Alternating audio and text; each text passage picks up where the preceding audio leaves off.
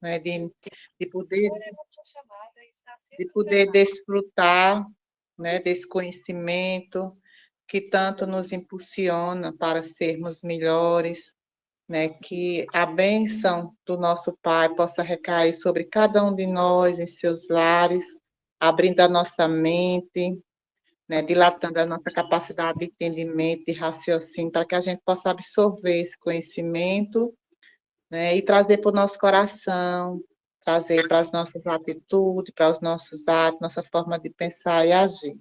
Então, que Jesus nos abençoe nessa noite maravilhosa, abençoe o nosso instrutor, né, para que ele possa trazer através do conhecimento o que a gente precisa e necessita. Então, que Jesus nos ilumine e que esteja sempre presente em nossos corações, hoje e sempre. Que assim seja. Muitas bênçãos para todos.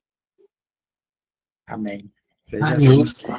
Olá, boa noite, Ezelita, Wellington, Edina, Luiz, Lúcia, Mesmer, Fátima, Aparecida. Sejam todos bem-vindos, tá? Nosso encontro tão esperado, né? Para a gente tentar sorver um pouquinho desses conhecimentos que estão disponibilizados há tanto tempo, né? Mas muitas vezes nós não conseguimos, nós somos meio atabalhoados, né? Meio preguiçosos na busca desse conhecimento. Então, essa reunião nos auxilia, né? A força de vocês, a vontade de cada um de estar aqui, estimula para que a gente também esteja aqui disposto. Então, vamos lá, vamos retomar, né, o nosso estudo. Ele é feito em duas partes, tá? Para quem está chegando pela primeira vez. A primeira, nós trabalhamos no Livro dos Espíritos, tá? Uma, duas ou três questões, né? De forma tranquila, com a ajuda de vocês, para que vocês entendam, nos auxiliando a esses conteúdos, né? E a gente trabalhar um pouco mais as respostas dos espíritos. A segunda parte, a gente está trabalhando a série André Luiz, atualmente com o livro Os Mensageiros. Tá? Então, vamos lá, Livro dos Espíritos, as Leis Morais, que é o livro 3, e nós vamos começar a estudar, a discutir um pouquinho a Lei de Liberdade. Boa noite, Cris. A Lei de Liberdade, hoje o nosso tema será a liberdade natural, tá? Que está lá no Livro dos Espíritos, na terceira parte, está no capítulo 10, item 1. Eu sou o Alberto Lima, tá? E nós estamos nesse modo virtual. Bom, capítulo 10, Lei de Liberdade, o professor Denizar, ele dividiu em 8 tópicos, tá? 8 itens, né? Quem fala da liberdade natural vai falar sobre a escravidão, liberdade de pensamento, de consciência, livre-arbítrio, fatalidade, conhecimento do futuro. E, por fim, ele faz um resumo, né, de tudo que se foi visto, né, sobre a ação humana com relação à liberdade. Bom, liberdade. Vamos ver por conceito, no dicionário Pribellium, né? Ele diz que liberdade é o direito de um indivíduo proceder conforme lhe pareça. Né? É um direito. Liberdade é um direito de proceder, de agir, de ter do uso da vontade. Né? Aí ele diz que desde que esse direito não vá contra o de outro e esteja dentro dos limites da lei. Tá? É um conceito bem restritivo. Né? Tem também a condição da pessoa, né, ou da nação, que não tem constrangimento ou submissões exteriores. Então, liberdade ela está relacionada a você ter a sua vontade, né, a possibilidade de você expor a sua vontade, né, sem constrangimentos, tá? Seja de uma autoridade, ou seja, no caso de uma nação, uma outra nação. No terceiro, ele coloca estado ou condição de quem não é detido, né, por ser relacionado à restrição de direito. Né? A pessoa que está detida, está preso, ele não tem liberdade, né? Então ele não pode fazer uso. É natural, né, da natureza. ou a ela respeitante, né? Produzido pela natureza ou regulado por suas leis. Então, é a vontade, né, essa liberdade, um direito trazido pelas leis da natureza. Ou seja, a própria natureza nos dá essa liberdade, né? Ou seja, natural é o que existe na natureza. Liberdade que você tem na natureza, né? Que nasce com o indivíduo, é inato, né? Ou seja, a liberdade ela é natural porque ela nasce com o indivíduo, ela é inata, tá? Então, é nesse sentido que nós vamos trabalhar a questão da liberdade natural desse tópico. E então, que o professor Denizar, na questão 825, ele faz esse seguinte questionamento ao espírito de verdade. Diz, há posições no mundo em que o homem possa gabar-se de gozar de uma liberdade absoluta? Não existe algum posicionamento, né, de destaque no mundo em que a pessoa possa dizer, eu tenho liberdade absoluta, né? Podendo trazer isso para alguém que tem muito dinheiro ou alguém que tem muito poder. E aí? Será que, né, que dinheiro dá liberdade, né? Poder também dá uma espécie de liberdade. Mas existe uma posição no mundo em que a gente tem essa liberdade absoluta? Tá? E aí? Há possibilidade disso? Existe algum momento em que o homem possa dizer, eu tenho a liberdade absoluta? Preciso da ajuda de vocês. Não, não tem liberdade absoluta. A pessoa falar Será que tem liberdade absoluta, eu peço para voar na minha frente para ver se tem mesmo. E mesmo se tivesse muito dinheiro, não tem como, né? Poder absoluto, só um rei dado absoluto, minha palavra é lei. Mesmo assim, eu não teria essa liberdade absoluta? Não. Liberdade, tudo aqui é relativo, porque o homem aqui está em estado de evolução ainda. Né? Então, inclusive, a nossa liberdade no estágio de evolução que a gente está, ela é bem restrita, né? Que é um estágio pouco avançado ainda. Liberdade absoluta, fazendo um creio eu, exercício só assim, dos seres puros. de pensamento intelectual, ninguém encontra uma possibilidade em que nós teremos essa liberdade absoluta? Né? Sabe alguém aí eu consegue acho que achar não. Eu Para, acho que não, porque tudo que a gente tem, que o homem possui, ele fica preso àquilo. Então, ele nunca vai estar liberto. Se ele tem dinheiro, tudo que o dinheiro pode comprar, ele fica preso ao dinheiro. Entendeu? Se ele tem a riqueza, ele fica preso àquela riqueza. Em momento nenhum, ele vai ter a liberdade absoluta. Assim eu entendo, porque tudo que a gente possui, a gente fica preso àquilo. essa ideia de liberdade é uma balela. Não existe liberdade, é isso? Fala, Eu Janete. acredito. Boa noite. Oi, Janete. E aí, nos ajuda? Não, me ajude a pensar o que eu vou falar, né? A melhorar meus pensamentos. Eu acho assim, que a gente tem o livre-arbítrio, né? A gente já sabe disso. Tem o livre-arbítrio, a gente pode até fazer o que quiser, mas nem tudo é lícito. Porque a pessoa pode dizer assim, mas o corpo é meu, eu posso fazer o que eu posso tomar qualquer coisa, e aí toma alguma coisa que faz mal, quer dizer, porque tudo há consequências. Então, tudo na vida há consequências. Aí você pode até fazer, mas você vai colher, vai ter alguma coisa que vai interferir. Então, como a gente vive numa sociedade até com regras e tudo, então, na vida em si, tudo tem que ter uma certa harmonia, né? Acho que eu me expressei assim. Vamos lá. Meu corpo, minhas regras. Não é uma liberdade absoluta, não? Nesse caso? É como eu falei, exatamente. Aí você pode até fazer, eu vou, a minha regra, meu corpo, eu vou aqui, um exemplo, no caso, vou tomar aqui uma bebida, Mas se essa bebida me faz mal e meu corpo vai adoecer, e nessa doença eu vou depender de algo, de alguém, quer dizer, sempre a gente vai depender de alguém, porque se tudo é um equilíbrio, né, a gente tem que fazer as coisas sabendo que vai, tipo o efeito borboleta, tudo vai ter uma consequência. Eu posso fazer, porque eu tenho livre-arbítrio, mas nem tudo me é lícito. Até mesmo que para você evoluir, você não vai evoluir. Digamos que você mora num deserto sozinho. Você tem como evoluir no deserto sozinho? Não.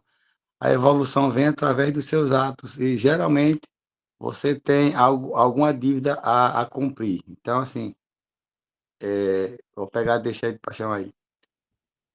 Como é que eu vou ter a minha liberdade se eu não evoluir? Porque eu me isolei do mundo, pronto, eu quero ter minha liberdade, vou morar na Cochinchina, que lá ninguém vai me perturbar, lá eu vou fazer o que quero. Sim, mas e aí, como é que fica o que eu vim com a minha programação? Então, assim, todos nós dependemos de alguém para poder chegar a essa, entre aspas, liberdade que a gente não vai ter nunca. Vai, Wellington, e a Aparecida. O Wellington acho que levantou primeiro. Vamos lá, Wellington, nos ajude aí a achar uma possibilidade de que o homem encontre essa liberdade absoluta. Ninguém achou ainda.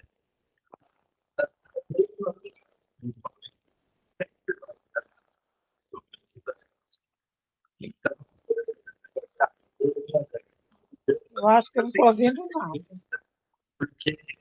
Wellington, acho que o seu fone, o seu som não está bom. Eu sei que era só o meu. Enquanto o Wellington ajeita o som dele, Aparecida, vamos lá. A liberdade de cada um vai até onde começa a liberdade do outro. Então, não existe uma liberdade total para ninguém, nem para os poderosos, nem para ninguém. Existe um limite, sempre. Tanto dentro das leis humanas, como das leis espirituais. Tudo bem. Então, ninguém achou um momento assim que eu possa dizer eu tenho essa liberdade absoluta. E se formos olhar, realmente, acho que não tem, né? Por exemplo, eu só teria essa liberdade absoluta se eu dissesse assim, ó, chegou a doença, né? Eu não quero adoecer, né? Ou, né, chegou a fome, né? Eu não quero comer, né? Você vai aguentar ali 2 dias, 3 dias, mas depois você vai caçar o que comer, né? Ou seja, a gente não tem uma liberdade realmente absoluta, aparentemente, né? Então, mesmo a posição mais abrangente de poder, de riqueza, né? Vai chegar a doença e ele vai dizer, olha, eu não quero ficar doente.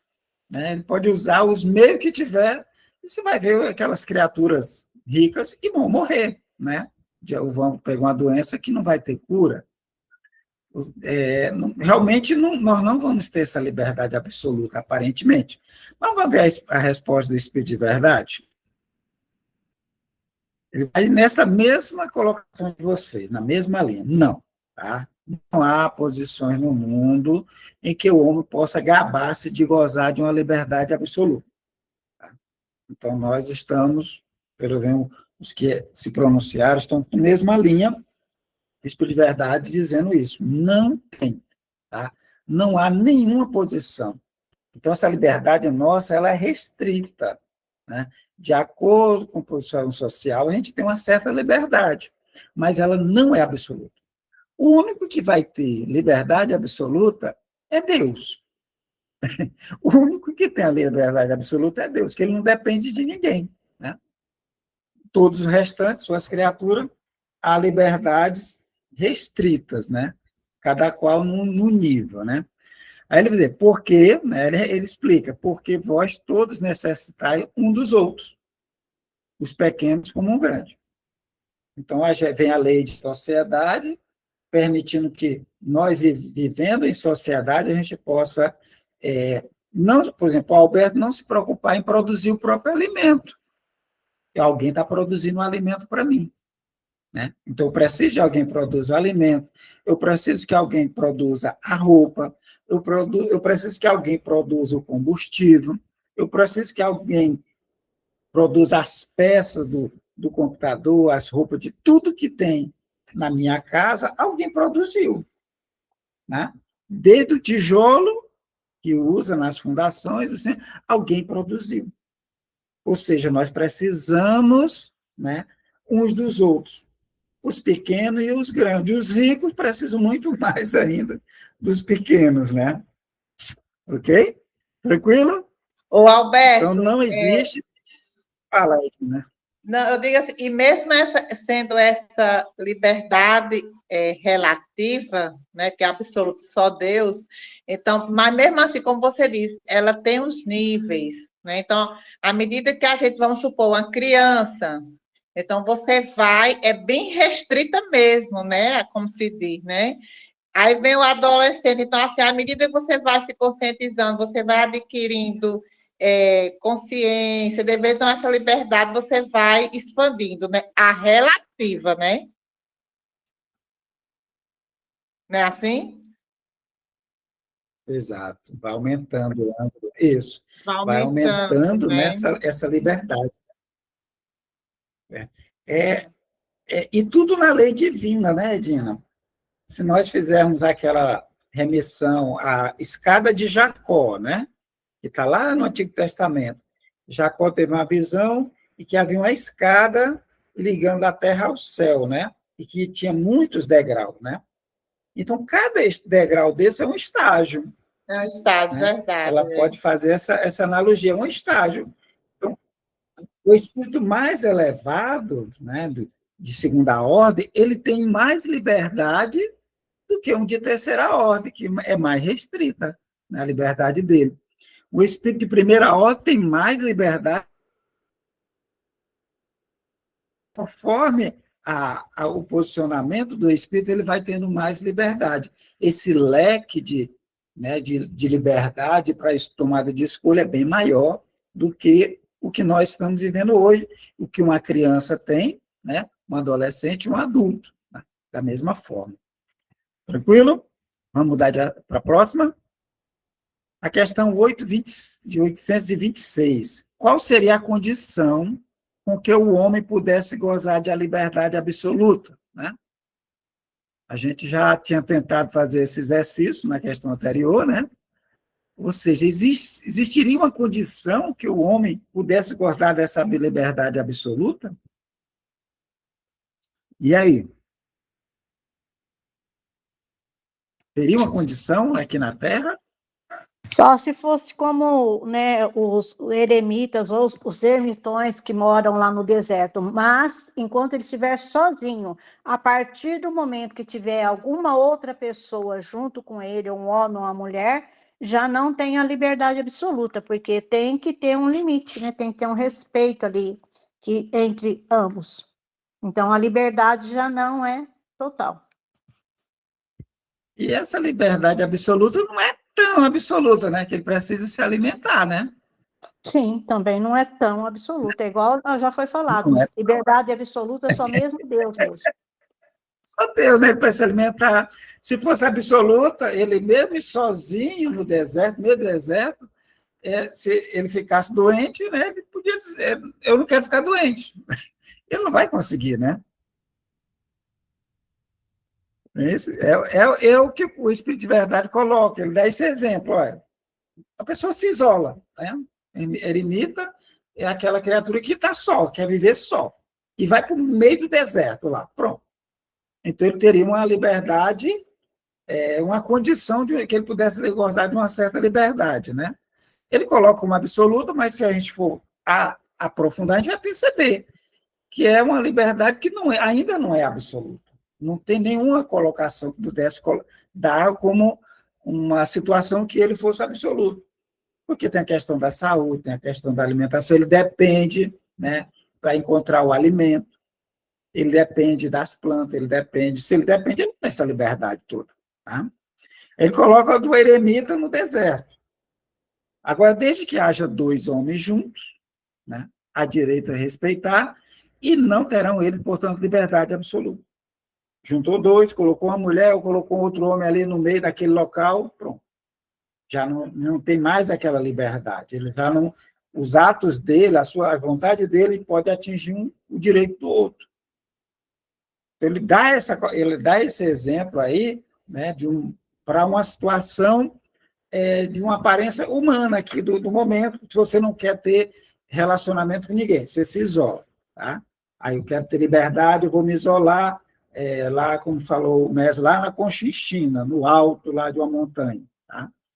Ele vai achar que tem uma liberdade, mas mesmo assim ela não é absoluta. Tá? Tranquilo, gente? Com relação a essa liberdade, a condição, que se pudesse falar uma liberdade absoluta, então, continuam negando que não há essa liberdade absoluta, não há nenhum posicionamento que você possa se gabar que haja uma liberdade absoluta. Absoluta somente Deus. Nós temos liberdade de acordo com o nível, ela é sempre restrita, né? Vamos lá. 8:27. A obrigação de respeitar os direitos alheios tira ao homem o direito de se pertencer a si mesmo? Ou seja, à medida que eu sou obrigado a respeitar o direito do outro, eu deixo de ser eu, né? Eu deixo de ser eu porque eu tenho que respeitar o direito do outro? É isso? Ou não? Não, cada um vai continuar sendo aquilo que é, na sua essência, né? Desde que respeite a liberdade do outro, mas não tire a sua liberdade, aquilo que é a sua essência. Você respeitar que alguém tem direito não quer dizer que você vai se submeter ao outro. Não. Né? Você não vai ser escravo do outro. Não. O outro não vai ter direito sobre você. Você só apenas vai estar dando ao outro que a ele pertence. Sim. Não é isso? A sua forma de pensar, a sua religião, comer aquilo que você quer. Cada um tem a sua forma de viver, né? Até porque cada ser é único, né? Então, ninguém é igual a ninguém. Muito bem. E esse direito é inalienável, né, Alberto? Concedido por Deus, então, assim, como se diz, está intrínseco na gente, né? Como se diz, é natural. Eu não posso... A gente traz esse direito, todos trazem esse direito, né, até a liberdade, mas essa liberdade ela não é absoluta, ela tem restrições quando chega o outro, né? Eu tenho que respeitar o outro, do jeito que o outro é, né? Mas sempre, mesmo isso tem restrições, né? Ou seja, o outro, eu tenho que respeitar que o outro seja daquela forma, mas eu não sou obrigado, Edna, a ser como o outro é. Não é isso? Olha, o outro quer viver agnóstico, quer viver sem uma religiosidade. Respeito isso. Mas isso não me obriga a viver tal qual ele, ao que ele pensa. Tá? Há essa diferença.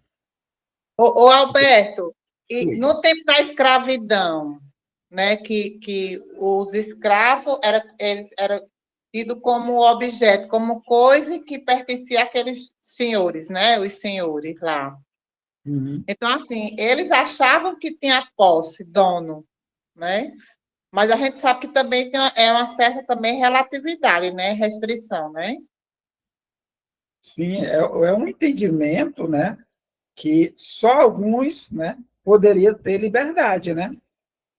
Aqueles que entravam em guerra, né, perdiam a guerra, eles perdiam o direito à liberdade. Tá? Então, nós vamos ter um momento aqui, Kardec vai trabalhar também essa questão da escravidão. Ele vai dedicar um tópico todinho sobre escravidão. Tá? Vai ser essa extrapolação de direitos, né? Ou seja, a criatura se acha, né, orgulho, vaidade, ele vai se considerar acima do outro, que o direito dele é maior do que o outro. Por isso que vai gerar essas situações que levou ao entendimento que alguns poderiam não ter direito, né? Direito à liberdade, que essa liberdade não seria natural, tá? Mas nós vamos ter a oportunidade de trabalhar um pouco mais. Então, vamos lá. A obrigação de respeitar direitos alheios tira o homem o direito de pertencer a si mesmo? Vamos ver a resposta? Isso é absolutamente. Ou seja, ele nega, não precisa você deixar de ser você. Você não precisa ir, porque o outro pensa diferente, eu tenho que pensar igual ao outro. Não, nós somos seres únicos. Tá? Cada um tem uma jornada. Fulano pensa de um jeito, gosta de uma coisa, eu não sou obrigado a gostar da mesma coisa. Eu só tenho que respeitar isso. Né? Para ele dizer, absolutamente, pois esse é um direito que ele vem da natureza. O direito, né, de ter a sua própria vontade. Então, é um direito natural, a gente ter a sua própria vontade. Mas a nossa vontade, esse direito de liberdade, de exercer a nossa vontade na natureza, ele tem limites. E o limite principal é quando chega o outro. Então, quando chega o outro, aquele meu direito, ele vai esbarrar ali, vai tocar no direito do outro. Confere? Alguém quer fazer alguma colocação? Não? Então, vamos lá. Kardec, aí vai para a questão 828, né? Como conciliar as opiniões liberais de certos homens com o frequente despotismo no lar e com o seu subordinado? Né? Ou seja, tem pessoas que são liberais, né? Que gostam da ideia de que o outro tenha liberdade, o outro seja livre, que o outro possa escolher a religião, que o outro possa escolher como viver, como vestir, a sexualidade, tá? Ele aceita isso, essas opiniões, só que em casa, tudo aquilo que ele defende fora, em casa é o contrário. Ele não aceita que em casa os outros tenham as suas opiniões, que a esposa tenha opinião, que os filhos tenham direcionamentos sexuais ou direcionamentos profissionais, ele tem que ser a sua palavra. Chama de despotismo no lar. E também com o subordinado. São verdadeiros tiranos, né? Então, para começar, vamos ver o significado, né? Liberal, que gosta de dar, né? Um generoso, pessoa liberal, pessoa generosa, tolerante, né? Largo de espírito, que é partidário da liberdade política. Você pode escolher o seu partido, a sua forma de ver, liberdade econômica, liberdade religiosa, né? Que convém a um homem livre. Então, essas são as pessoas que trazem o pensamento liberal. Tá? Déspota, que chefia, dirige ou governa de modo completamente autoritário, tirano, né? Autoritário, antidemocrático, que é capaz de exercer sua autoridade de modo opressor. Então, a criatura gosta das ideias liberais fora. Quando é dentro do lar ou na sua empresa, ele é antidemocrático, ele é autoritário, ele é opressor. E aí, gente, como é que se concilia essas criaturas? Na verdade, ele é um falso, né? Ele é uma falsidade. pessoa falsa, porque ele mostra uma coisa que, na verdade, ele usa uma máscara, e dentro de casa ele mostra o que é. Bem. Tá. Só para completar mais agora, o liberalismo vai surgir no século XVIII, né, na Europa, né? Então, 1700 em diante, né? Defesa da liberdade individual e econômica, né? Estado com pouca intervenção na economia, porque ele faz livre isso mercado. para ser aceito na sociedade, no caso, né? Será? Será que é isso, Janete? Será que é isso? É um farsante? Porque se você é igual uma pessoa, assim, vou dar um exemplo assim, de outra coisa assim. Tem gente que, pronto, vai no centro, aí faz aquela, né, ali todo bonzinho, enquanto está escutando ali as palavras, e depois, quando sai, o primeiro que encontra mostram que é com sua arrogância, com sua ignorância, né? Então, quer dizer, mostra ali naquele meio dele uma pessoa. Estou falando do centro porque foi espírita, mas pode ser num culto, pode ser num certo grupo. E quando ele está, no caso, em casa, né? Aí ele mostra que é. Então, fica difícil conciliar, então. Ele é liberal para fora, mas em casa não. Na sua empresa não. Né? Então, como conciliar isso? Vamos ver a resposta do Espírito de Verdade? Ou alguém ia falar mais? Ia complementar?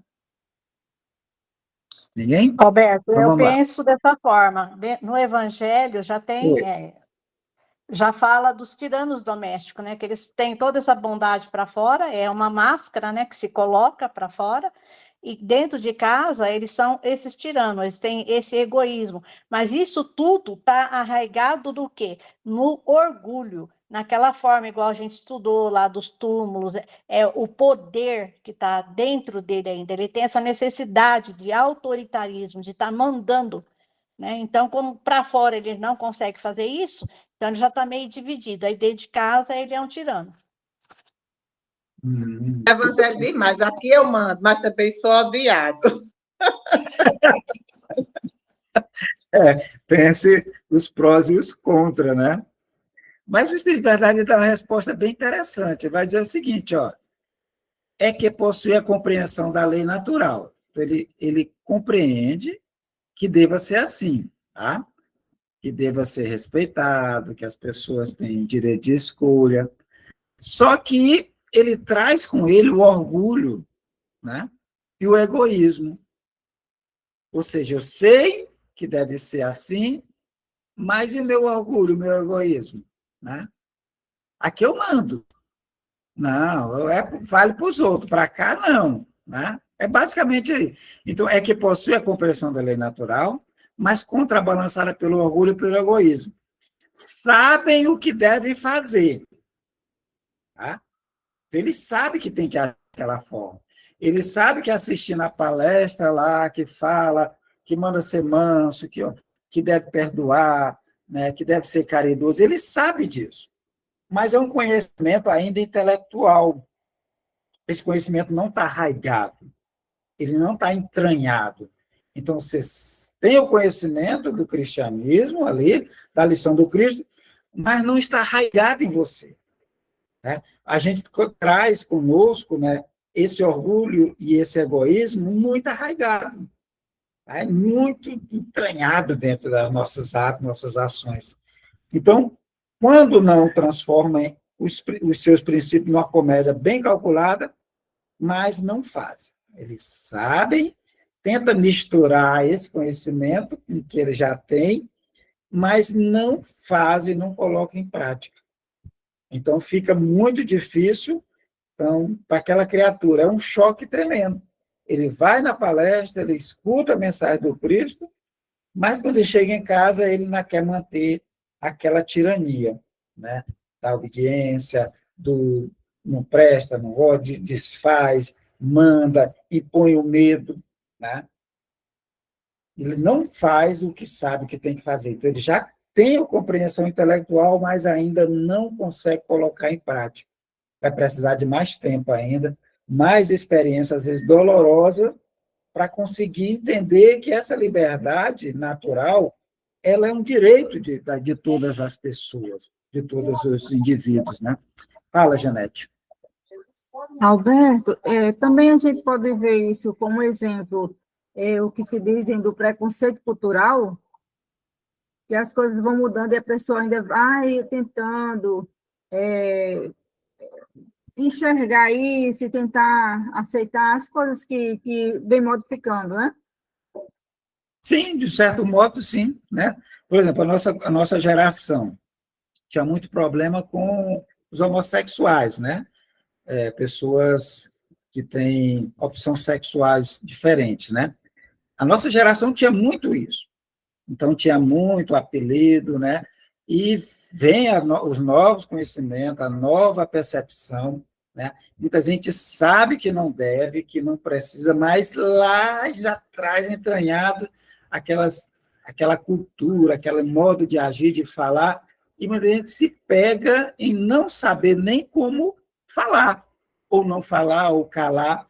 Mas mesmo quando cala, você percebe nos jeitos, nos trejeitos que a pessoa não gostou daquilo, né? Ou seja, aquela cultural traz esse caldo cultural, traz o orgulho e o egoísmo, né? Junto, está nesse caldo cultural, tem o orgulho e o egoísmo que precisa ser trabalhado em nós, né?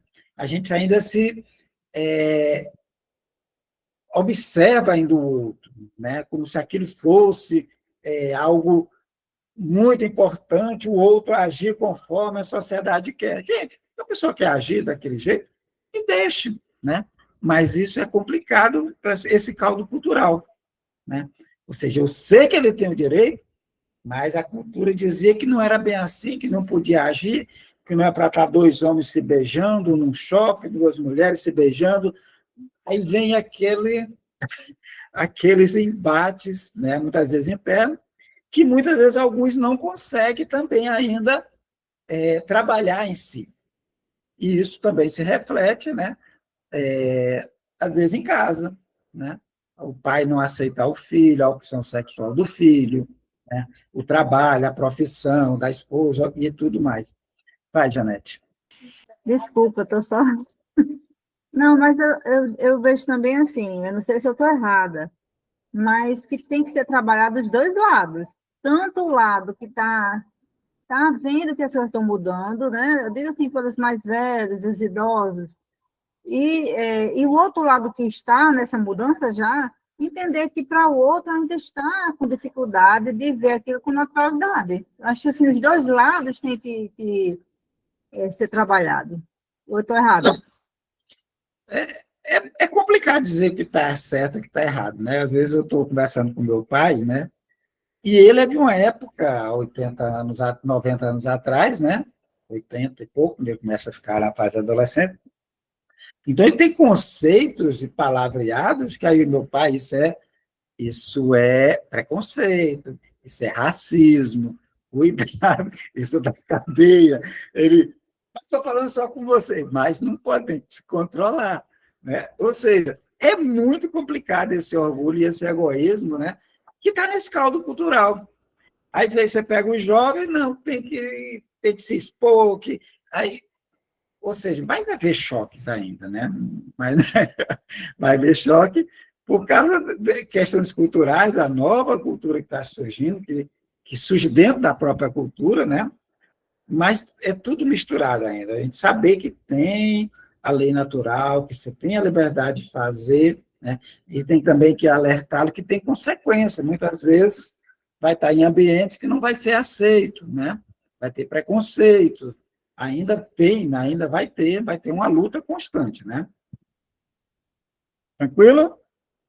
Vamos para a próxima? Então, Kardec ele não fica satisfeito dessa resposta, né? E ele questiona, na 822A, 28A, os princípios que professam nesta vida lhe serão levados em conta noutra? Ou seja, o que você entende de liberdade, né, o que você compreende de princípios que você traz para essa vida, né, serão levados em conta na outra existência. O que vocês acham? Na hora que a gente desencarnar, tudo que eu aprendi aqui, que eu achava que era correto, tem influência do outro lado? Principalmente nós espíritas, né? Achamos, não, temos certeza que a vida continua. E aí? Sim, quanto mais conhecimento se tem, mais será cobrado nessa pessoa. No caso aí, ele tem o conhecimento já, né? Só que para fora, para o lado de fora, ele age de uma forma, para dentro de casa de uma outra forma. Com certeza ele vai ser cobrado. Então, que a gente já entende, né, já compreende, tá? Da lei divina, né, da lei da liberdade natural, né, por exemplo, especificamente, né, que todos têm direito a liberdade, a escolha, né? Então, isso tem uma força quando eu desencarnar, né? Se eu ajo de conforme, eu tenho uma consequência. Agora, se eu vou contra essa onda, né, desse conhecimento, desse princípio, também tem outras consequências, né? Já que a vida continua, né? Não é isso? É herança do espírito, né, Alberto? É a nossa bagagem, né?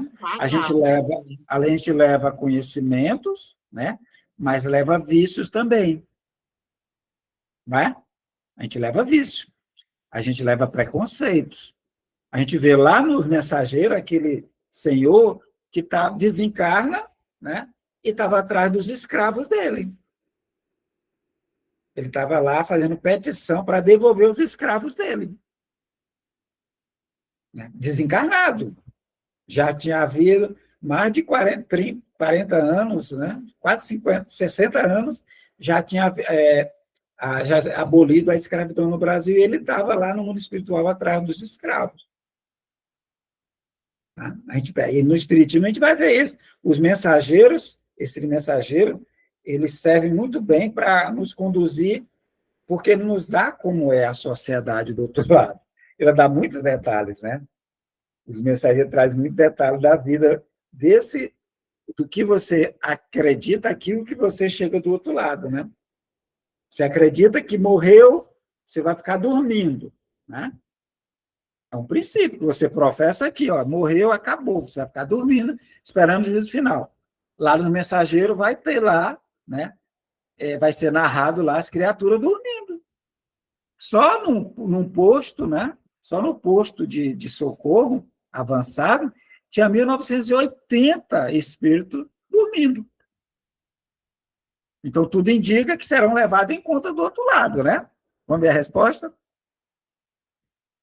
Quanto mais inteligência tem o homem para compreender um princípio, menos excusável será de não aplicar a si mesmo. Todos têm direito à liberdade de escolha, da profissão, à liberdade sexual, à liberdade religiosa, né? Já tem essa compreensão? Então, eu não posso, não tem desculpa para mim. Já está dentro daquela lição evangélica, né? Há muito dado, né? Há mais ou menos assim, ver se eu lembro. Né? A quem é muito dado, muito será cobrado. Né? Se é dado bastante conhecimento, né, vai ser cobrado aquilo. Então, menos excusável será de não aplicar a si mesmo. Na verdade, vos digo que o homem simples, mais sincero, está mais adiantado no caminho de Deus do que aquele que aparenta o que não é. A criatura vive numa aparência. Eu respeito a lei, respeito que fulano tenha um credo, tenha uma religião, tenha uma orientação sexual, mas não aplico, ele vai viver numa farsa, como foi alertado aqui. Né? É uma ilusão. Ele sabe, mas não aplica em si mesmo, então ele será muito mais cobrado, porque ele sabia. Aí ele vai dizer, olha, a pessoa às vezes não precisa ser muito inteligente, não precisa ser muito instruído, mas ele é sincero no que ele acredita, no que ele coloca em prática, ele está muito mais adiantado. Então, muitas vezes, ter conhecimento da coisa, né, das leis, e não aplicar, muitas vezes é uma perda de tempo, né? E muito mais porque ele vai ser muito cobrado por isso. Você sabia. Como é que você faz sabendo, né? Principalmente nós espíritas, né? Sabe do Evangelho, a gente estuda o Evangelho, mas e aí colocar em prática? E às vezes é uma pessoa que não tem quase instrução, acredita naquilo e coloca em prática. Estão muito mais adiantados. Chega no plano espiritual brilhando mais do que a gente, né? Os palestrantes. Bom, gente, e aí? Liberdade natural é só o começo, tá? Nós vamos trabalhar 7 tópicos, né, sobre liberdade, tá? Beleza? Aí a Maria Aparecida fica pensando aqui, aí a gente vem aqui, estuda, aprende, né? mais conhecimento, mais vamos ser cobrados. Então, a gente tem que prestar atenção e tentar colocar em prática mesmo na nossa vida isso que a gente aprende aqui, senão estamos ferrados. É mesmo parecido.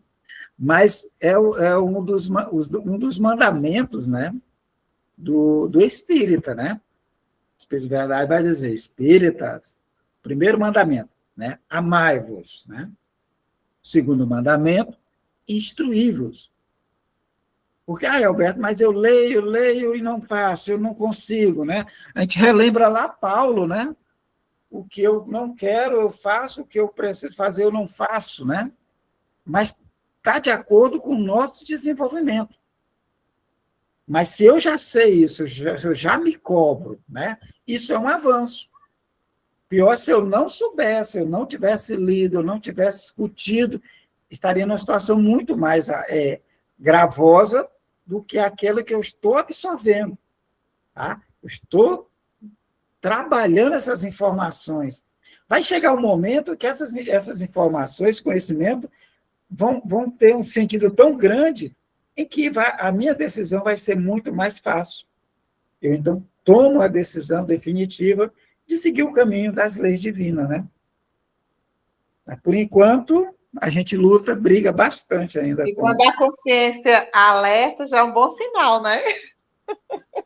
Mas a consciência só acusa, é como um tribunal de apelação, Edina. Ela não acusa antes, né? A consciência é um tribunal de apelação. Seguir, recuar, seguir em frente, fugir, né? Então, assim, vai depender do esforço, da vontade, né? De rever. É verdade. Mas essa luta é constante. Mas a instrução é importante. Porque a partir do momento, agora não faz sentido, eu leio de novo, não faz sentido, leio de novo, faz sentido. Na quarta, na quinta, na 10ª vez já... Poxa, tem uma coisa aqui que eu não peguei. Tem algo aqui que eu não estou começando a não está muito claro. Eu preciso ler mais. Então, você vai lendo, vai estudando, vai batendo naquele assunto, aos poucos vai clareando, vai descendo o véu, e você vai, poxa, como é que eu não compreendia isso? Era tão claro. Mas é o conhecimento, né? O estudo que vai nos dar abrir a retirada desse véu vai ser com a instrução mesmo. Não tem outra forma, não. Beleza? Vamos mudar de assunto? Cadê a nossa leitora? Nossa amiga Fátima se encontra? Oi, Alberto, eu estou aqui. Alberto, estou precisando de 5 minutos. Eu vim aqui na portaria pegar uma urgência, porque está só eu e o marido em casa. Então, eu estou lhe ouvindo, mas daqui a pouco eu chego. É o tempo que a gente vai fazer uma introdução para aqueles que estão muito obrigada. Agora, né? Joia. Bom, nós estamos no livro Os Mensageiros, nós vamos começar o capítulo 29. Nós já passamos da metade desse livro, tá? Então, um livro maravilhoso. Esse livro é da Lavra de Francisco Cândido Xavier, né? Com o Espírito André Luiz, são 16 livros, todos fenomenais. Nós já tivemos a oportunidade de analisar ele, comentar os livros, o primeiro livro, Nosso Lar, e agora nós estamos com o livro Os Mensageiros. Então, é continuidade do livro Nosso Lar, o livro Mensageiro é uma continuidade. Nós vamos ver que André Luiz vai citar diversos episódios acontecidos lá em Nosso Lar. Tá? Então, André Luiz é um espírito, né, que muitos, né, chegaram à conclusão que trata-se do espírito, quando encarnado, de uma figura muito importante, um médico sanitarista, Dr. Carlos Chagas, tá? E ele vai descrever para nós como foi a chegada dele no plano espiritual, lá no Nosso Lar. Alberto, mas se pesquisar, vai encontrar? Vai não. Lá na introdução, Emmanuel diz que tiveram que misturar, trocar datas, trocar nomes, né, para que a autoridade, aquela pessoa não fosse reconhecida. E como chegaram a essa conclusão? O próprio Francisco Cândido Xavier comentou a pessoas próximas que se tratava de Carlos Chagas, tá? Mas por uma questão que tinha dado problema quando ele escrevia com Humberto de Campos, com o espírito de Humberto de Campos, já que a família do espírito de Humberto de Campos entrou na justiça pedindo os direitos autorais. A espiritualidade, já prevendo isso, trocou, já que existia ainda os filhos e familiares do Dr. Carlos Chagas. Bom, ele recebe o nome de André Luiz. André Luiz, ele vai contar a história dele, que depois que ele volta à casa, que vai ver a família, que ele passou 7 anos no umbral, desejando rever a família. Na cabeça dele, a família estava do mesmo jeito que ele tinha deixado. Quando ele chega lá, ele descobre que a viúva tinha casado de novo e praticamente não tinha, os filhos não tinham muita lembrança dele. Então, ele perde toda aquele interesse, ou tudo da vida dele, aqueles 7, 8 anos, né? Aqueles 7 no umbral, 1 ano de tratamento, internado em nosso lar, e mais 1 ano trabalhando lá para conseguir essa autorização, né? Então, 9 anos, a vida dele direcionava aquele passado. Então, ele disse que é como se ele tivesse perdido o gosto. Poxa, e agora? Tudo que eu batalhei era pela família, só que os familiares não estão nem aí para ele, né? E a amiga dele diz, olha, a vida continua, você tem que buscar novos planos. Vá atrás de novos planos, novos afazeres, novos cursos, que você vai perceber que a sua vida vai melhorar.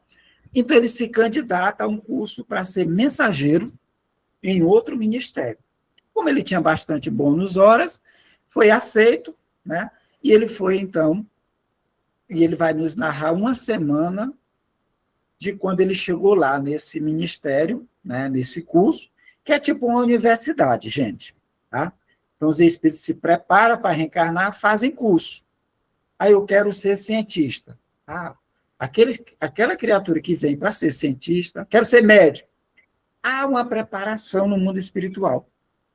Frequentam faculdades, desenvolvem, ficam no meio, ou seja, todo um planejamento e uma preparação para reencarnar, para trazer a mensagem do mundo espiritual para auxiliar o desenvolvimento da humanidade.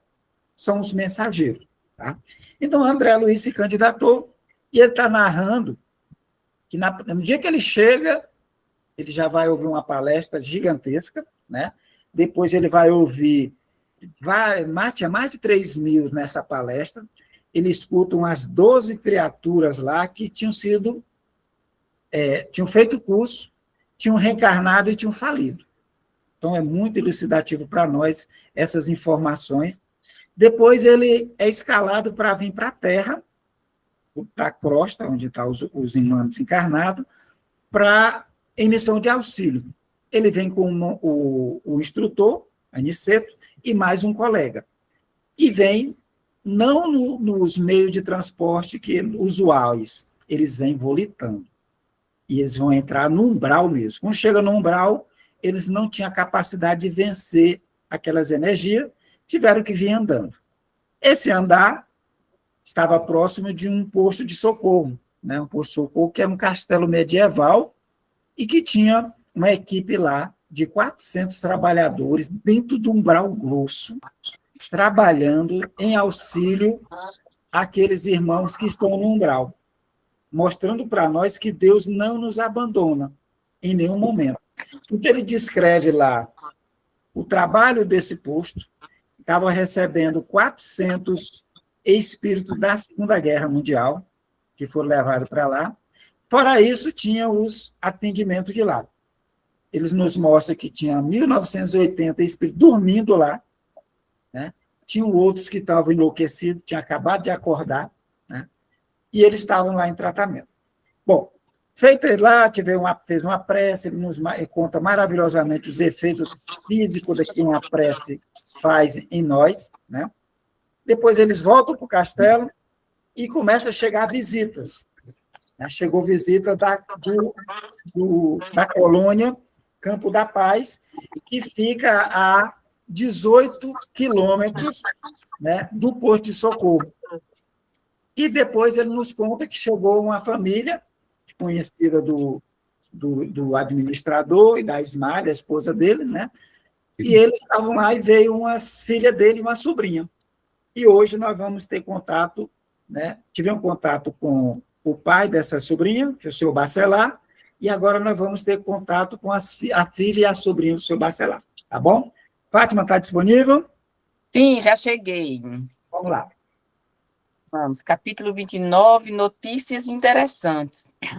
Em vista de apresentação mais íntima de Aniceto, que deixara as jovens em nossa companhia, entramos a conversar animadamente com Cecília e Aldonina.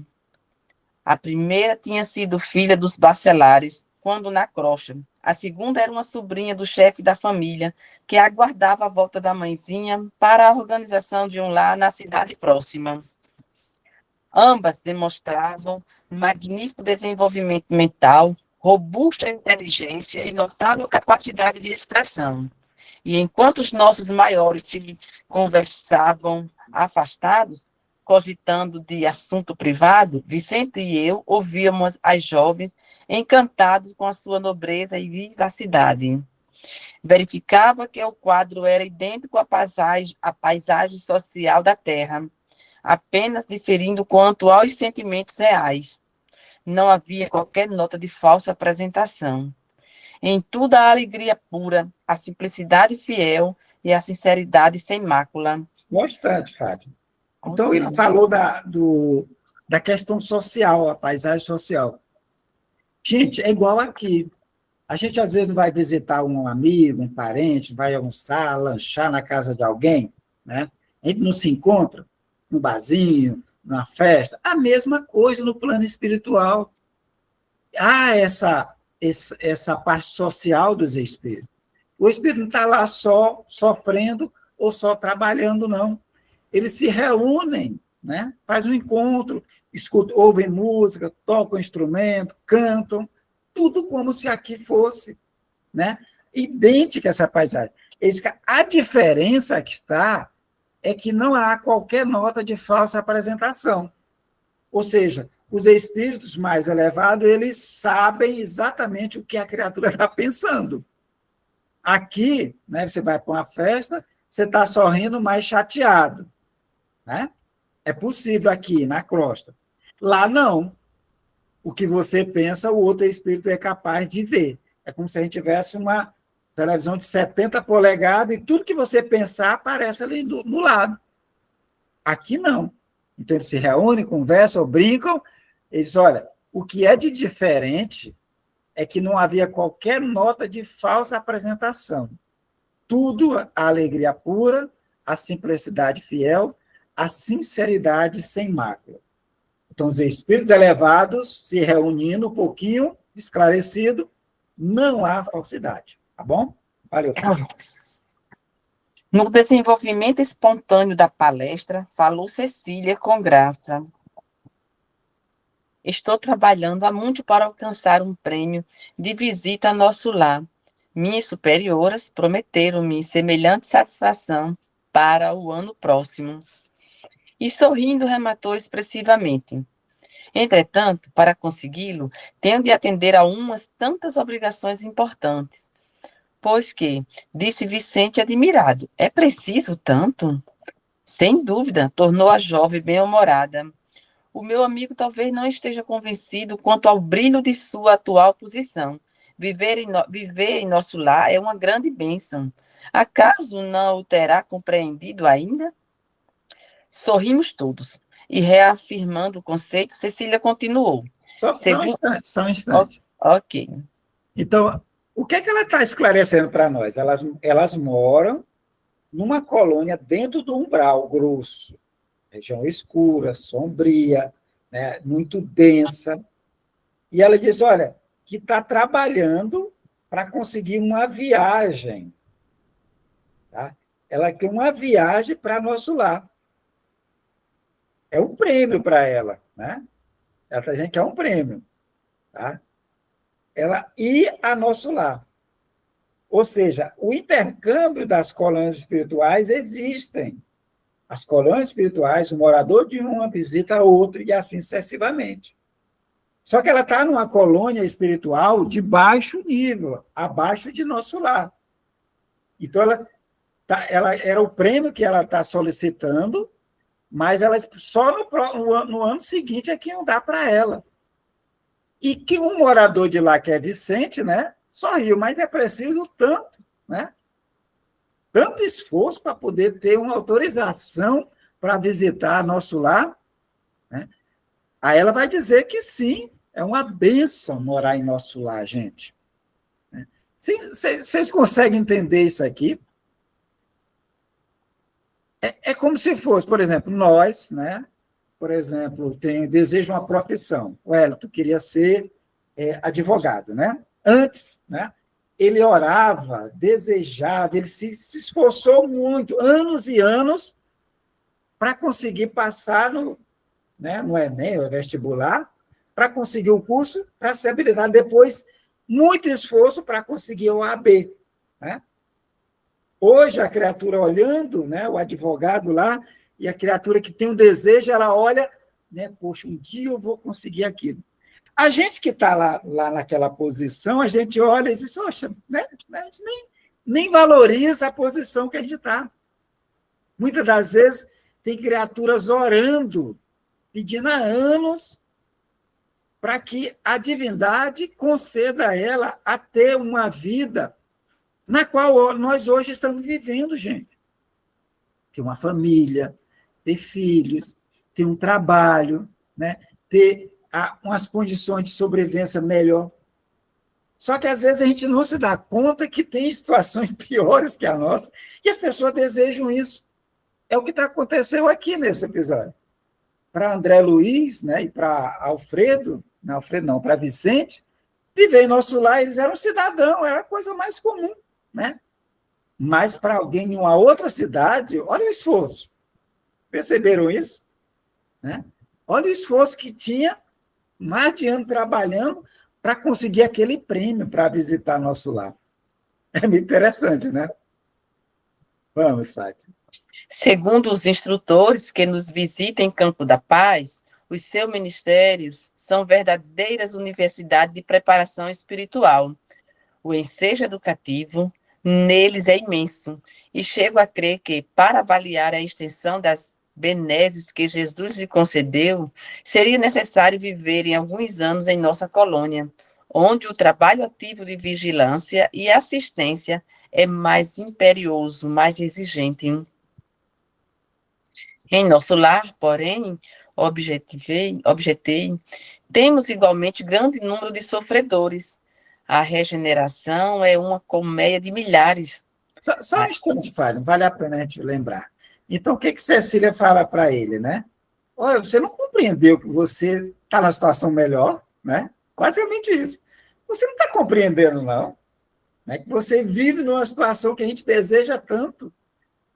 Olha, o que ela diz? Olha, os instrutores que visitam o Campo da Paz, né, que conhecem, que são no nosso lar, né, é que fala, gente, nosso lar, preparação, são universidades. Uma preparação, você tem curso de X, Y, o que você quiser, você consegue estudar lá. Né? O ensejo educativo lá é imenso. É tanto que algumas espíritas, né, quando falam, desejam ir para o nosso lar, né, aqui. Por quê? E nosso lar não é uma morada celestial ainda, não. Nosso lar está no umbral, no limite do umbral grosso e do umbral fino. É uma colônia espiritual umbralina ainda. Mas ela já está no nível que aqueles que estão em colônias espirituais abaixo vislumbra como um sonho viver ali. Né? Ou seja, verdadeiras universidades lá. Olha, para você ter uma noção, você devia morar aqui. Se você morasse aqui, você ia perceber o quão grande é a benesse de você já estar morando lá. Vai, Fátima.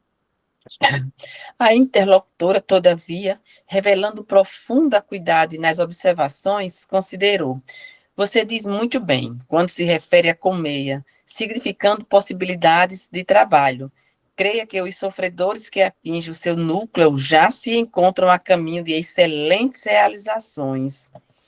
Naturalmente que os irmãos desequilibrados, que por lá existem, já se torturam pelo vagaroso despertar da consciência, já sentem remorsos e arrependimentos, indicativo de renovação. São sofredores que melhoram progressivamente, porque o ambiente da cidade é de elevação positiva. Onde a maioria vive com a bondade, a maldade da minoria tende sempre a desaparecer. Nosso lar, portanto, mesmo para os que choram, possui soberana vantagens espirituais. Só um instante, só um instante. Então, aqui ela está destacando, né, a situação de nosso lar. Por quê? Porque o Vicente, né, aliás, o André Luiz, ele vai dizer, olha, mas lá em nosso lar nós também temos grande número de sofredores. Aí ele fala que trabalhou no Ministério da Regeneração, né, milhares de câmaras, né, atendendo os sofredores. Os samaritanos levam espírito do umbral para lá, né? Ou seja, lá também tem espíritos sofredores. Aí ela dá um destaque. Realmente tem, tá? Tem trabalho lá. Mas ela diz, olha, os sofredores que estão lá, né, já estão em melhores situações. Os sofredores que são recolhidos no umbral pelos samaritanos são aqueles que já têm condições de serem tratados lá, gente. Há sofredores que não podem ir para nosso lar ainda. Deve ser tratado em locais que nosso lar não albergaria ainda. Tá? Eles, olha, estão desequilibrados. Esses sofredores estão desequilibrados? Estão. Né? Mas já se torturam pelo despertar da consciência. Foi o caso de André Luiz. André Luiz foi para nosso lar, né, se retirado do umbral, mas ele estava com a consciência já, ele estava acordado, lúcido, a consciência já estava torturando ele. Né? Ele já tinha remorso, já tinha arrependimento. Então, ele vai dizer, são sofredores que se melhoram progressivamente, porque o ambiente da cidade já ajuda. A cidade do nosso lar já ajuda, ou seja, os moradores têm um compromisso de só pensar coisas boas. Só fica para morar em nosso lar aqueles espíritos que se comprometem a controlar seus pensamentos e só pensar coisas boas. Tá? E isso favorece que aqueles espíritos perturbados, eles não perturbem aqueles que moram lá. Então, onde a maioria vive com a bondade, a maldade da minoria tende sempre a desaparecer. Olha que frase, né? Dá para pregar no armário. A maioria vive com a bondade, a maldade da minoria tende sempre a desaparecer. Vamos, Fátima. Impressionado com o que eu via, lembrei. Eu mesmo trabalhei algum tempo em cooperação nas câmaras retificadoras. Já ouvi diversas referências a essa instituição, exclamou Cecília, senhora do assunto, mas, baseando-me nos informes de mentores amigos, continuo a manter minha opinião. E, como se já conhecesse nossos processos de serviço, asseverou sorridente. Vocês conhecem lá muitos espíritos sofredores, mas, em Campo da Paz, conhecemos muitos espíritos obsessores. Lá poderá existir muita gente que ainda chora, mas em nosso meio há muita gente que se revolta. É mais fácil remediar o que geme que atender ao revoltado. Nas câmaras a que se refere, vocês retificam erros que já apareceram, dores que já se manifestaram, mas aqui, meu amigo, somos compelidos a lutar com irmãos ignorantes e perversos, que se sentem absolutamente certos nas fantasias perigosas que espousaram, e vimos-nos obrigados a atender a doentes que não acreditam na própria enfermidade. Só um instante, Fábio. Então, aqui ela nos dá uma ideia de como é trabalhar no Campo da Paz, nessa colônia espiritual lá. Tá? Diz, olha, em nosso lar, o espírito já está querendo, né, está doente, você vai lá, leva o remédio. É mais simples, você está levando o remédio para aquele que está chorando, você está levando o meio curativo, tá? Mas o problema é o revoltado. Como a gente vai ver lá na questão daquele, no capítulo, uns 2 capítulos atrás, né? Daquele espírito que nem sabe o que aconteceu, que ainda não está com remorso ainda, né? Acha que fez certo, tá? Então, ele diz, olha, vocês cuidam, né? Do erro que aparece, né? Das dores que manifestam. Mas lá em Campo da Paz, né, eles vão tratar com o irmão ignorante, perverso, que se sente absolutamente dar certo. Ou seja, ele acha que está certo, ele quer a vingança, ele quer se vingar, ele está correto em se vingar. O outro que já se vingou, que já sofreu o assédio, né, ele quer se ver livre daquela dor. Mas aqueles espíritos que estão certíssimos, que estão corretos, que quer usar a justiça com as próprias mãos, são os obsessores que perseguem indefinidamente, não querem ajuda, não acham que estão doentes. São esses que são tratados, que são recebidos em Campo da Paz, que não podem ficar em nosso lar. Ah, Alberto, isso é preconceito, retirar só alguns espíritos? Não. É questão de nível, de degrau. O degrau de dentro do umbral grosso, né, é um. O degrau de nosso lar é um outro. São espíritos já numa condição de receber o atendimento. Tem doente no nosso lar? Tem. Mas não tem os que dormem. Os espíritos que dormem não ficam em nosso lar. Eles não são levados. Só são levados aqueles que estão em condições de receber auxílio e ajuda. Então, é o que ela está dizendo. Olha, trabalhar em nosso lar, tem dificuldade? Tem. Mas veja a diferença de trabalhar na colônia Campo da Paz. Vai trabalhar com obsessor, espírito renitente, que não quer ajuda, que quer perseguir, que quer machucar. Ele não acredita que estão doentes. Vai, Fátima. Começava a entender a lógica daquela argumentação e, reconhecendo a impossibilidade de qualquer contradita, a jovem continuou segura de si. Aliás, é natural que assim seja. Estamos a pouca distância dos homens, nossos irmãos na carne, e sabemos que, na crosta, a situação não é diferente. Quantos materialistas se fantasiam por lá de filósofo? Quantos demônios com capa de santos? Quanta má-fé a fingir generosidade e boas intenções? A influência da humanidade encarnada em nosso núcleo de serviço é vigorosa e inevitável. Só um instante.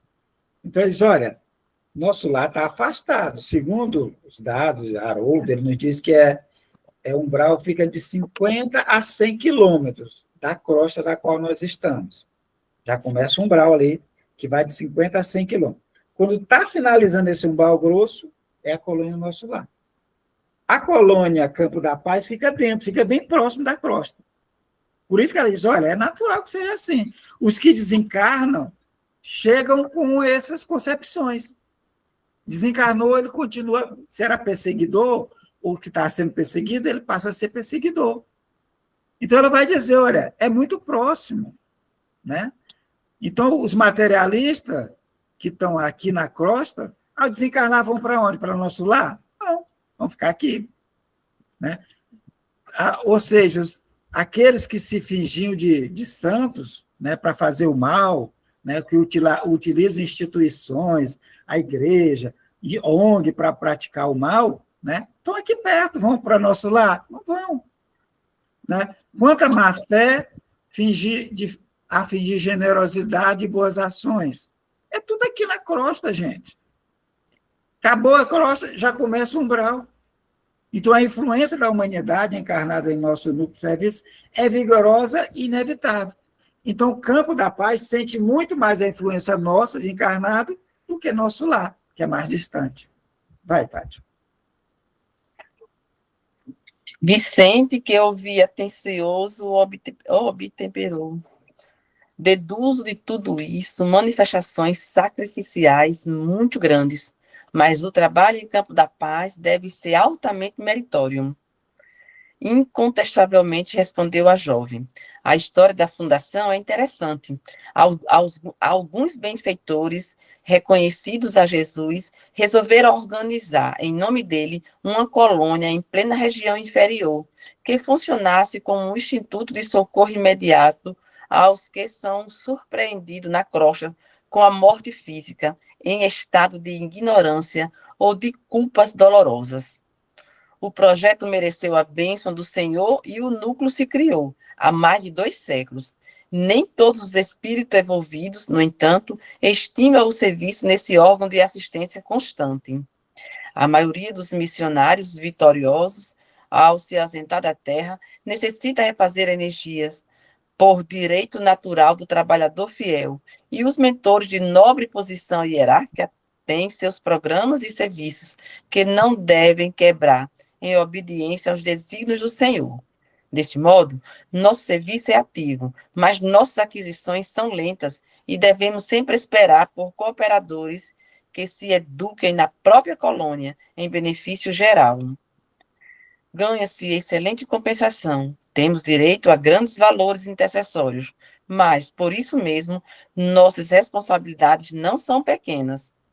Conhecendo a utilidade dos que servem em nossa colônia, não passamos nunca sem instrutores abnegados que procedem da zona superior, alentando-nos o bom ânimo. O que pedimos, com fundamentação legítima, nunca é negado, e se tarda o recurso, beneméritos orientadores de nossas atividades prestam explicações que nos libertam de qualquer angústia na espera.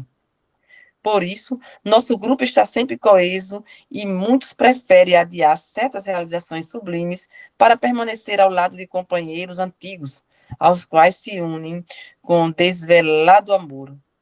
Ok, só um pouquinho, Fátima. Então, o que ela está dizendo aqui? O Vicente diz, olha, realmente trabalhar aí deve ser, é muito sacrificante, mas deve ter mérito, né? Deve ganhar bem, né? Basicamente é isso. Você deve ganhar bem, né? Ela, não, realmente tem muito crédito, né? Trabalhar lá, tá? Aí ela vai falar da história da fundação dessa colônia, Campo da Paz. Ela foi fundada, né, lá na região inferior, em plena região inferior, né, para funcionar como instituto de socorro imediato. Ou seja, é uma colônia para receber aqueles casos bem graves, né? Assim que o cara desencarna, para ser recolhido lá, né? Principalmente no estado de ignorância e de culpa dolorosa. Desencarnou, não sabe para onde, levam para colônias desse tipo, né? Foi criado há mais de 2 séculos, 200 anos atrás, né? 200 anos da confecção desse livro, né? Ele vai sair em 1943, tá? Então, está aí uns 270, 70, quase 280 anos, viu? Né? Ou seja, 200 anos, quando o livro foi lançado, né? Então, 260 no mínimo por aí, tá? Essa colônia espiritual ela tem, né? Aí ela vai dizer, olha, nem todos os espíritos evoluídos estimam o serviço lá, querem ficar lá. Espírito evoluiu, nem todos querem trabalhar lá, na colônia, tá? Porque é um serviço penoso. Os missionários, né, que estão aqui reencarnados, ao desencarnarem, né, eles vão querer o repouso. Você desencarnou, vai para Campo da Paz, os missionários, espírito mais elevado? Não. Vai para nosso lar, vai para outras colônias, para repousar, porque eles passaram um tempo pesado aqui na carne. Então, eles precisam refazer as energias, né, que é um direito dele. Tá?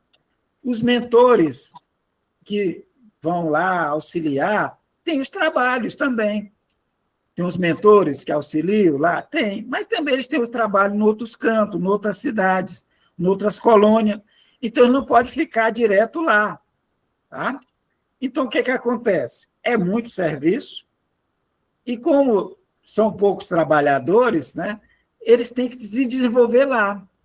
Por causa disso. Pouca gente, poucos instrutores, então eles têm que aprender na prática a desenvolver as suas atividades. Eles, olha, essa aquisição é lenta, né?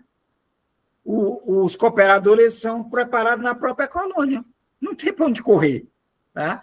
Isso é em todo lugar, né? Aqui encarnado a gente vai perceber, e tem muito serviço, poucos trabalhadores, no plano espiritual também, tá? Eles, olha, as recompensas são grandes, são excelentes, tá? Tem muito, pode interceder, né? Tem muito crédito quem trabalha nessa colônia lá. Mas eles também têm muita responsabilidade. Ou seja, tem que aprender lá, desenvolver, fazer os cursos, tudo lá. Poucos querem ir trabalhar naquele local, tá? Então, ele vai dizer que pedem ajuda, a ajuda vem, tá? Às vezes demora, mas chega, tá? E quando a ajuda demora, tá? Os instrutores esclarecem por que está demorando. Então, o grupo é coeso. O grupo de trabalho lá é um grupo coeso, que gosta de trabalho e que, às vezes, até relega a oportunidade de sair para ficar trabalhando lá. Tá? Eles ficam trabalhando lá porque estão crescendo, estão aprendendo também, mesmo o serviço sendo pesado, difícil, atender obsessores. Vai, Fátima. Os esclarecimentos da jovem encantavam-me. Naquelas poucas palavras estava todo um resumo de lições sobre o sacrifício e o merecimento, o compromisso fraterno e a solidariedade compensadora. A sua família viveu lá? Perguntei com interesse. A jovem sorriu e explicou. Meu pai, há mais de 50 anos, foi socorrido pelos benfeitores de Campos da Paz.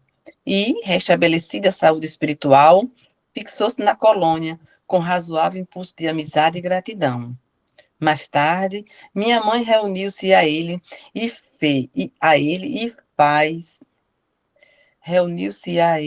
faz precisamente 20 anos. A Donina e eu fomos atraídas amorosamente por ambos, a fim de continuarmos ali no santuário familiar. Desse modo, trabalhamos ao lado deles desde a primeira hora. Só um instante. Então, ela vai contar que perguntaram se eles sempre moraram lá, né? Eles, olha, o seu Bacelar, né? Ele desencarnou há 50 anos, ele foi recolhido lá, foi tratado, tá? Então, ele se sente o quê? Com aquele senso de gratidão. E resolveu se estabelecer lá.